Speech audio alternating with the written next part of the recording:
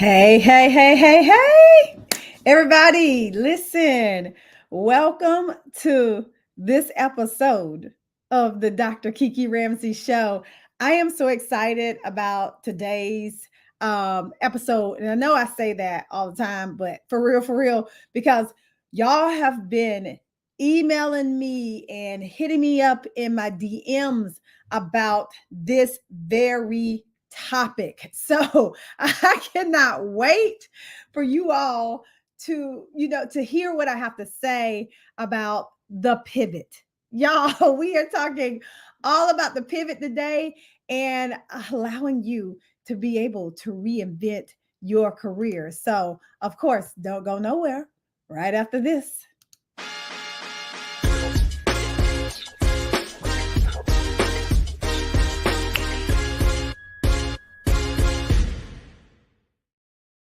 Okay, listen, we are talking all about the pivot today. Thank you so much for being here, joining me live, Dr. Gail. I appreciate you as always, my friend.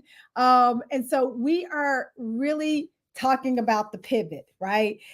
Some of you might have seen this headline of mine. It said, social worker quits quits her job to become a life coach, pivots to become a life coach, and quintuples her income. Yes, that's me. And yes, it's true. But I wanted to come on here and kind of share some backstory about what that was, right? And it wasn't just me, fleeing social work. Because let me just tell you, y'all, my people, we the same, right? At the end of the day, we are in the helping profession. And that's how I started my career. That's how I'm going to end my career, because that's where God has called me to be. But there came a time that I had to make some changes. I had to make some switches when it came to my career. And so that's what we're going to be talking about today. And I'm going to be, sharing some of the things that I was able to do when I decided to ultimately pivot. So let me just say this, right? It starts off my journey towards this pivot starts off long before you even think, right? It starts off when I was in college. When I was in college, shout out to Berea College, my alma mater in Kentucky. Whoop whoop. It starts off when I went to college. I ultimately became a business major. Now, it's ironic, right, that I'm still in business, right? I own two successful companies right now, but I started off as a business major. But when I took accounting two, I failed that class, and I was like, oh no, this ain't for me. Like I am not going to fail accounting, right? And so I ultimately switched to child development and family studies. But here's the backstory for that. At the time, my mom was struggling with her own drug addiction, and I really wanted to know what it was, how I could best help her, because at the time I had limited knowledge about addiction and how to help people in addiction. And so I ended up going, changing my major to child development and family studies. And I fell in love with it. But here's the thing, I really wanted to be a psychology major because I really wanted to understand the brain, how the mind works, how we literally what makes us tick. Why did she start, using drugs in the first place? And so I really wanted to know that. But y'all know, when it comes to psychology, at the end of the day, it is very difficult to go to school for psychology if you're not really thinking about going on to get a PhD. So at the time, I was a single mom. Tamazier, my son, he was about 3 years old, and I couldn't fathom being in school for another 6 years. So I switched from business to child development. And I'm going to let you know, it did the job. It did what I needed it to do in the moment. And I really started learning about family systems, which is what needed to happen, right?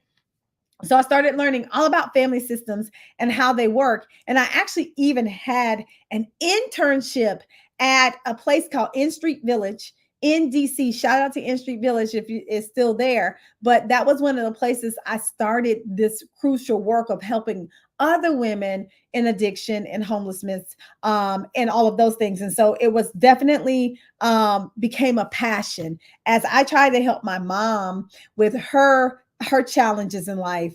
I then channeled those, that helping into helping other women as well. So when I was getting ready to graduate, I was thinking about what my next step was going to be.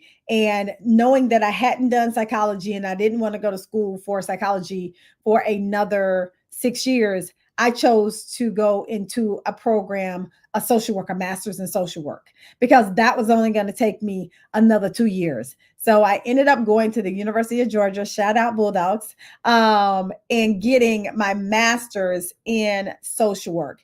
And I met some of my best friends in that program, and we just grew together in the field.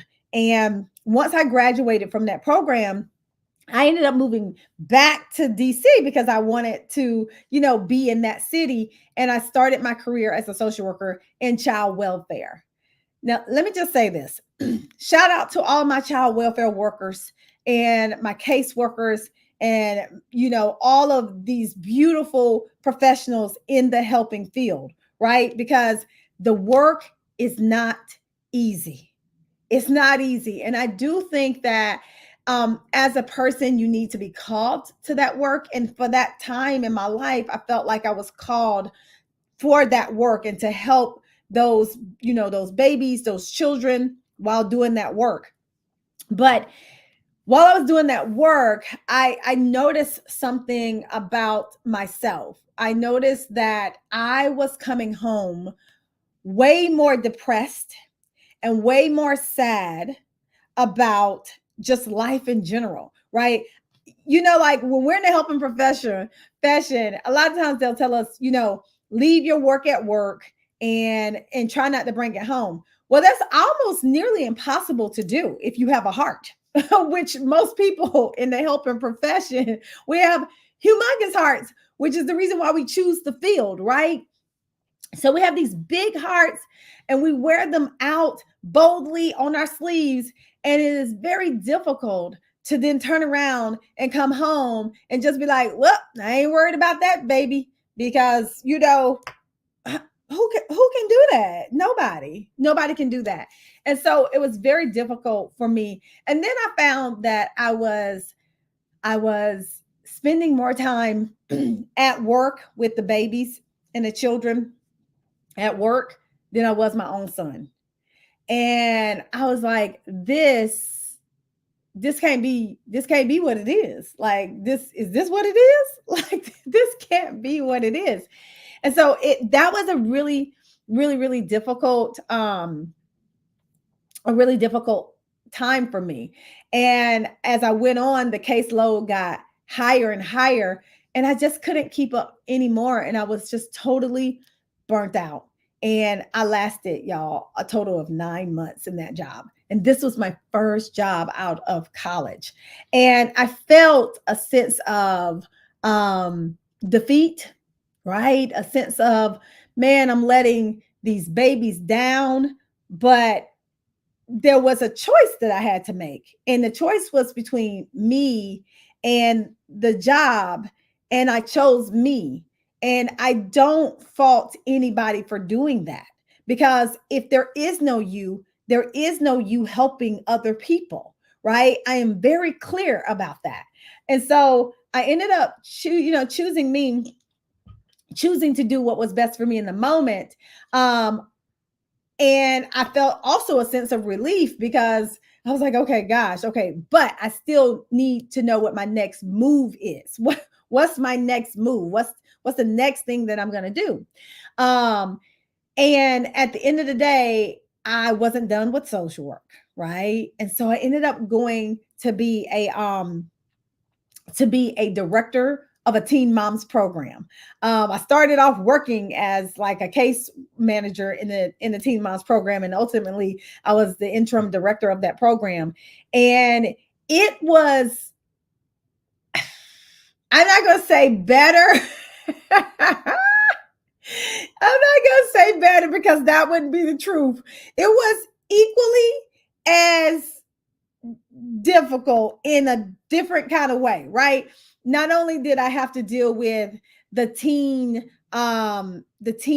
moms, but I also had to deal with like management and all of that kind of stuff. It was still difficult. Thank you all for joining me live on the Dr. Kiki Ramsey Show. Thanks, Trey, for jumping in, and Vivian and Amy and Mark and Margaret and Carla and Nicole. I see you all. Thanks, Angela, for all y'all jumping in here. You can also feel free to drop your questions on the chat if you're tuning in via IG. Or if you're tuning in LinkedIn and Facebook, you can also drop your questions in the chat. And so I'm at this job, and it was not going as I thought it would actually go. And I started feeling sick. I mean, when I say sick, I mean like emotionally sick. I would come home every day and I would tell my husband that I have ulcers.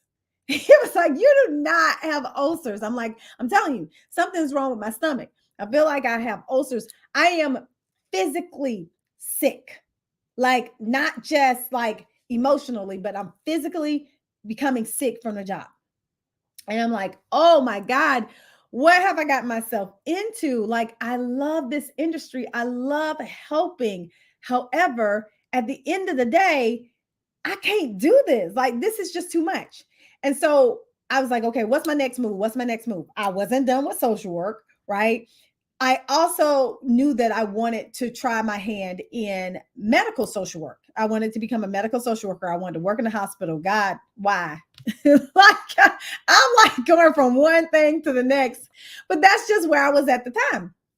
So I said, okay, cool. I'm gonna try to get a job at a hospital. I ultimately did get a position at a hospital. And let me just tell you, out of all of the jobs that I did with social work, this was by far the best, right? I just love the people who I work with. They were phenomenal. Everybody in our department worked extremely hard to help patients and everything like that. And I ended up working on the OBGYN floor. Now, here's the thing. I was servicing moms who would come into the hospital and they also had addiction, and they were pregnant at the same time. Now, I don't know, I had been working in addiction since even before I actually started my official career. And plus my mom had her own addiction. And so I was very familiar with it, but it's a different story when you're working with a mom who has addiction while she's pregnant, because you're torn, because at the end of the day you have two clients. You want to protect the baby, and you also want, you want to help the mom, right? Like, you have those two sides of the coins. And a lot of times I had to do what no social worker really wants to do, which is call Child Protective Services in order to protect the baby, but also try to help the mom, get off of drugs. And so it was a very difficult kind of like back and forth situations. And I think the hardest thing for me about that position is the heartbreaking part of it was seeing babies who were born addicted to drugs. I'm gonna spare you all the details. I really am, because this is not this is, I'm just gonna spare you the details. But that was the hardest part for me when it came to the job. And as I was going, in that job, I was there off and on for about a 10-year span. But the whole time I knew that the Lord had called me to something, I would say more, and I don't even know if that's the right word, but something different. And I also knew that I wasn't called to have to wake up and just be so sad every single day. Like, I truly believe that some of us can handle certain situations when it comes to, um, like bad news and things that are tragic better than others. And I was just not one of those who could hold it all in without feeling it so deep, deep in my soul. And I just didn't, I knew that I didn't want to live the rest of my life like that. I couldn't. Like it just, I couldn't do that. So I was, playing this little game, that you might have played before in your life as well. And it's called To Quit or Not to Quit. I played that game for years until I got up the courage to actually quit my job and start my first company, Kiki Ramsey International. And that company was going to allow me to speak all over the world and pour into the lives of women. But at the moment, I mean, it was new. I didn't really have clients or anything like that, but I just felt this calling on my life to be able to pour into other people. So I quit my job. And let me just tell you the beauty of just things, because I I literally quit my job and then I went back to the same job, the hospital, and I ended up working part-time because I ain't stupid. I know that I needed some kind of income in terms of being able to, support my household. And so they allowed me so graciously to come back as a contractor and work part-time while I still built my business. And I started doing that. I started going out, I started speaking, and I started really pouring into the lives of women. And when I was out doing that, a funny thing happened. Women started asking me, could I show them how to implement the things that I talked about in my speeches and in my keynotes? And I was like, sure. I didn't really know what that thing was until I started doing my research and I found coaching. And I was like, huh, coaching. I'm like, this is interesting because this is similar to therapy, is similar to the things that I do in social work, is quite similar. So I ended up looking into coaching, and then I found this thing called positive psychology. And that's where things really got interesting. Positive psychology is the study of what goes right with you versus only talking about what's wrong. Positive psychology talks about strengths. It talks about how do you thrive? How do you live the good life? And I'm like, that's what I do already. That's what I already do at the end of the day in my speaking and everything. And I'm like, oh my gosh, this is what I want to do. And then another thing happened. I actually found a program in Atlanta, Georgia, from a university called Life University that had a master's in coaching and positive psychology. I said, oh Lord, you did that thing. I hit the holy grail. And I was so ecstatic. So I ultimately applied to the program. I was still living in the DMV area, and I got in and I ended up going to school. Let me back up real quick before that. Prior to that, I started coaching without a coach, coach certification, right? And I thought I knew what I was doing.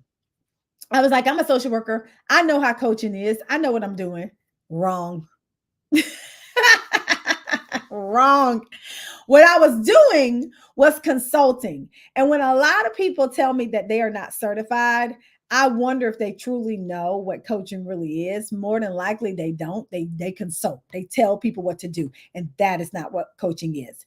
As a coach, you help people come to their answers because we have it inside of us. And yes, you can help them find the answers, right? But you don't just sit there and tell them A, B, C, D, this is what you do. That's not what coaching really is. We are here to help our clients create awareness, to ask real powerful questions around what it is that they want to do in their lives. And so I didn't know none of that, right? I was just consulting until I decided that this is the program. I'm going to go back to school. I'm going to get a coaching cert. And I did that. And that was the change of, that was the start of everything, the pivot. But I just want to like go back to this because we're talking about reinventing our careers, right? There is a time in between where you are at now and the time that you decide to make a move, right? There's this period in between where you have not necessarily decided to make a move, but you're trying to figure out if you're going to make a move. And I was in that period for a little while because I had all these thoughts about, I went to school for social work. Am I not going to use my degree? Am I not going to, am I abandoning the field? Am I going, all these things. And I think that it is very difficult of a process and a space to be in when you're thinking about a pivot. But I had to really ask myself some real questions, and I had to get my mindset right before I could even make a pivot. Number one, I had to let go of limiting beliefs, right? It's important to recognize our beliefs around being able to make a move. I've heard so many women, especially that I coach, that I'm in conversation with at some of my keynotes. I'm too old. I don't think I can do it because I'm too old. It's too late for me. I don't have enough money. My kids are in college. What does it look like for me to actually go back to college? Why would I do that? There are so many excuses. That's what I'm going to call them, that we make in our lives in order not to make a pivot. And we have to attack those excuses first. And let me be the first to tell you, if you haven't heard of it yet, you're not too old. You're never too old to make a change. You're not. Because unless you plan on dying tomorrow, then you're not too old, because you have life ahead of you. And as long as you have life ahead of you, then you need to do something about it. It is your job to figure out your next move, right? So my limiting beliefs were like, okay, if I pivot to coaching, am I leaving behind all the people who need help? And the truth is, there's going to always be people who need help, but I'm also going to be helping people in a different way, right? And I'm going to be doing it based on my strengths, because I can't handle the emotional toll that some of the work that I was doing as a social worker was having on me. I can't. But will I still utilize my skills as a social worker every single day? It is my foundation and it's never going anywhere, right? So I had to really think about that limiting belief. And then I had to embrace a growth mindset. The mindset that, okay, I already have a master's degree, but now this is a different field. It actually gets me into psychology like I wanted it to do. So let me go ahead and do this, right? Let me do this. I can do this, even though I don't necessarily want to go to school again, but I need to go to school to get this coaching certification and to learn all about positive psychology. So I had to shift and embrace the growth that it was going to give me. And then lastly, I had to think about my worth, right? It plays a crucial role in us being able to move forward. Some of us feel like we are not worthy of the life that we want to live. And because we're not worthy, we stay in jobs, careers, positions that are not best serving us. So I'm going to ask you a question. Is where you're at right now serving you? Because if you're serving it and it's not serving you, how are you actually doing that? because chances are you're pouring from an empty cup. I just did a keynote about the pursuit of happiness, and then I did a breakout session about burnout. And so many people in that breakout were serving from cups that were dry.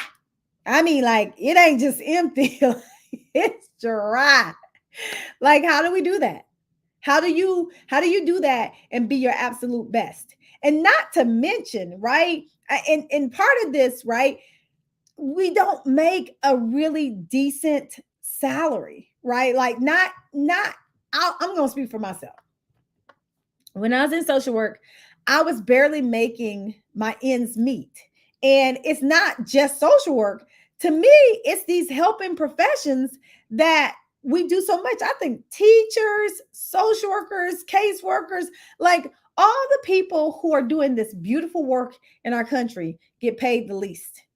And so I couldn't reconcile being sad every day, trying to help my, patients overcome their challenges, seeing just this, awful things and not even making money to support my family. We were struggling, like struggle on the bus, struggle bus. And I was like, that's hard. That's hard. And I knew coaching once I got into the industry that there was a possibility that I could make more money. And so I applied to the program. I fortunately got in, and my life has been so changed ever since. I think a lot of times when we think about a career pivot, we think about all the things that we're going to lack because of it, all the things that we're going to miss out on because we're choosing to pivot. But I'm going to tell you that the good outweighed the bad in this pivot for me, right? I think when it comes to coaching, I literally changed my own life. I was thinking that I was going to learn how to change other people's lives in a different way. And I did do that. But I also learned how to change my own life. And that was something that was just completely unexpected because I thought I was, doing good. And so in this program, I learned how to change my life. I learned how to change the lives of others. And then I learned that there was still a bigger calling on my life. And I wanted to go take this, what I learned, even further. So I decided to go ahead and get that PhD, y'all. Oh my goodness. After avoiding it for so many years, I ultimately went back to school and got a PhD in business psychology, where I studied positive psychology and women in leadership, which are two passions of mine. Because right now I am an expert at helping women in leadership roles overcome a lot of the diversity, equity, and inclusion issues that happen in their organizations. And so um, it has just been super phenomenal for me. And I also teach workplace happiness in the field. And so now I'm a positive psychologist, and I founded a company called the Positive Psychology Coaching and Diversity Institute. And that has allowed me to help hundreds and thousands of people in organizations overcome their leadership and diversity challenges, and just be able to pour into the lives of people, right? All because I bet on myself and I made a pivot in my career. And do I still use my social work foundation every single day? Every single day, I use my social work foundation, but I use it in a different way in terms of coaching. So if you're thinking about a pivot, what are you waiting on? Because none of us are getting any younger, but you still have a life ahead of you that you can make happen for yourself. And so, as you think about a pivot, one of the things I want you to do is I truly want you to just evaluate your current situation right now. Ask yourself questions like, are you truly fulfilled? And if not, ask yourself what's missing.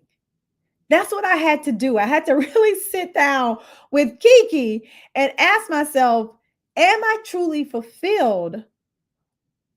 And if not, what's missing? And I wasn't truly fulfilled because I was coming home stressed out every day and I couldn't feed my family. Like, Them two things don't go together to me. So I had to really think about, okay, if I'm not truly fulfilled, what am I going to do about it? And let me just say this to you. Not doing something about it is doing something about it. You choosing to stay, right? And I'm not saying that everybody should leave. I had a conversation with, with somebody, and she's like, I don't think the answer is for everybody to flee all these helping professions and stuff like that. And I'm like, you are absolutely right. And that is not what I'm saying. Because I know that the job has to get done, and some of us have what it takes to do it. It is your calling in life. But I do feel like there's still inside of that a way to do it that you can still take care of yourself. Because some of you are doing this job and in these helping profession, and you're not taking care of yourself. But there's got to be some boundaries there. And it's up to you to figure out what they are. So if you are thinking about that, and then the other thing is, I think that coaching could be an added addition to anybody in the helping field. This is amazing for social workers because you already have a foundation. It's amazing for therapists because you already have a foundation. There are a couple tweaks that you need to make and to be able to be great at coaching, and you can add this to your repertoire. You could add this to your career, so it's not something that you have to do all or nothing. You can do this in addition to what you're already doing. It's just an amazing. And I'm just talking about coaching. You may be in a completely different career field and you want to do something different, and that is okay too. Right? That's okay too. But you got to evaluate your current situations and ask yourself some real heavy hitting questions that are going to be beneficial. And I'll tell you this, I actually wrote the questions for you in Get Courageous Now, A Woman's Guide to Finding Her Passions and Purpose in Life. In chapter 2, I wrote a whole list of passion driven and purpose driven questions exactly for this very thing. If you are looking to discover your purpose in life and you want to pivot, then I suggest you go ahead and grab your copy of Get Courageous Now off of Amazon so that you can go through these questions and ask yourself, what it is that you want to do and what your next step is, right?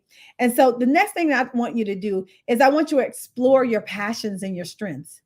Stop trying to work in a position that you're not strong at. I know that you may be okay at it, but I was good at social work, but where I was weak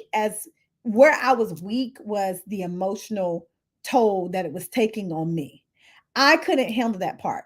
So much so that I don't even watch a lot of news right now. I watch the important things. Um, and I get my news in segments. I always know for the most part what's going on, but I'm not a person who can consume all this negativity and then turn around and be like, "Oh, it's great. The world is great. Life is good." No, it ain't. When you consume that much negativity, it is hard to combat it. So it is important that you understand that for yourself. And so you literally have to be in a job that you're strong at, that your strength, you have a strength in that position. I believe that we all deserve to be doing jobs and positions that we're strong at. So really evaluate what you're passionate about. Like you may have a dream of going back to school to do something different all this time because you're truly passionate about that. Let's explore that. Let's dig into what that then looks like, right? And then you have to network and you have to learn. You have to lean in. You have to do your research. I would have never found positive psychology if I had not been researching coaching schools, right? Because I learned what coaching was, and then I was researching schools and what coaching schools I should go to. And this thing called positive psychology popped up, and I'm like, what is this? And it absolutely changed my entire life. It's so funny that I'm in audiences. I'm keynote speaking all the time in audiences, and at the, at the end of the day, I will say to them, "How many of you have ever heard of positive psychology?" And so many of them will say they've never heard of positive psychology. And I'm like, oh my God, this thing has literally changed my entire life. And then there's still people in my audiences, at least 90% of them, who've never ever heard of positive psychology. So let me just tell you, if you've never heard of positive psychology, I want you to go look it up. It's the study of what goes right with you. If at the end of the day, psychology is the base, which it is, psychology is a deficit model. When we think about psychology, we think about depression, we think about anxiety, we think about all of the ailments, all of those things. Well, if that is the baseline, then the opposite of that is positive psychology. What goes right with you? What are your strengths? How do you live the good life? How do you actually truly thrive? That's what positive psychology is. And I'm only telling you this because I think that as you're thinking about making a career pivot, the concepts that we study in positive psychology, like happiness, may be something that you want to look into that can help you with the switch that you're looking at doing. And then lastly, I want you to just take some small steps from today's podcast, right? From today's show. I want you to think about one thing that you're going to do if you are thinking about making a switch, a career pivot. Just one thing. It could be pulling up LinkedIn, looking at some jobs in the industry that you want to actually go into and seeing what's available. It could be you looking at some potential positions in your own organization, right? Because we don't always have to leave where we're at, right? You may have some positions that you've had your eye on, but you've been scared because it's in a different department, it's got a different leader. All these things could be different about it, but at the end of the day, it's your dream, it's your passion. I want to encourage you to go for that because at the end of the day, there's no reason to wait. Why are you waiting? There's no reason for us to be waiting to make a move because none of us are getting any younger. None of us. And it may be just you saying, you know what, Dr. Kiki, I I heard the word. You said the word. It's time for you to go back to school, boo. You know it. You've been putting it off for way too long. Let me tell you, I put off school for so long. My oldest son was out of the house and in college before I ever went back to get my PhD. And now me and my husband, we were thinking about getting our PhDs forever. Y'all know, even in undergrad, I wanted to do psychology, but I was too scared to go to school to get a PhD.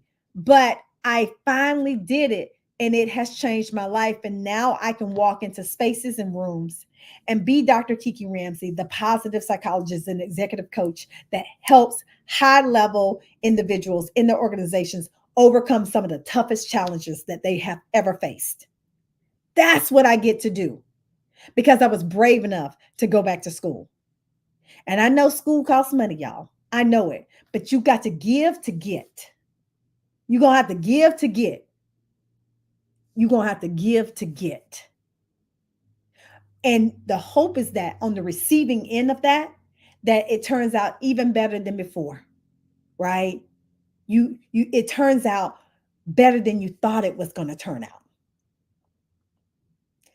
So that's how you truly make a pivot. I hope that these have helped you because so many of you, since that article was published, have reached out to me about making a pivot. Right. And Trey, I see you. I'm so excited. You're starting on Monday. Yay! You're making that pivot. I'm super excited for you. And I would love to hear from any of you who are actually making a pivot and if this resonated with you. And if you have a friend who you know is making a pivot or needs to make a pivot, send them today's show. Thanks, Alexis, for joining. I appreciate you for being here. And so listen, for all of you who are looking at pivoting into coaching, and you've seen the article about me in the Business Insider, social worker who makes a pivot into coaching and quintuples her income. I am hosting a workshop at the end of this month that is going to teach you how to exactly make a pivot into coaching. So if you're in the helping profession, if you're a social worker, if you're a therapist, if you're a caseworker, anyone in that helping profession, and you really want to figure out how do you transition from what you're doing or make some kind of pivot into coaching, I am hosting a workshop at the end of this month. Just go to kikiramsey.com or drkiki.com, and you will see all the information about this workshop and all the details. And I look forward to you joining me in that session, because I'm going to be breaking it all down for you. And then lastly, if you need this kind of support on a regular basis, I invite you to join the Thrive Tribe. We call ourselves the Thrive Tribe, but it's Thrive Society. And it's our membership community where I coach you every single month. You got all this motivation that I'm giving to you on a daily basis as well, because I truly believe in community, and I truly believe that we all have to continuously grow, right? So I invite you to join us over in Thrive Society as well. All you got to do is go to drkiki.com for all the details, and share the message, because somebody out there needs to hear this message and pivot. All right, now, until next time, y'all know that you have the ability to create your own happiness. All you got to do is go out there and take the next step. See y'all.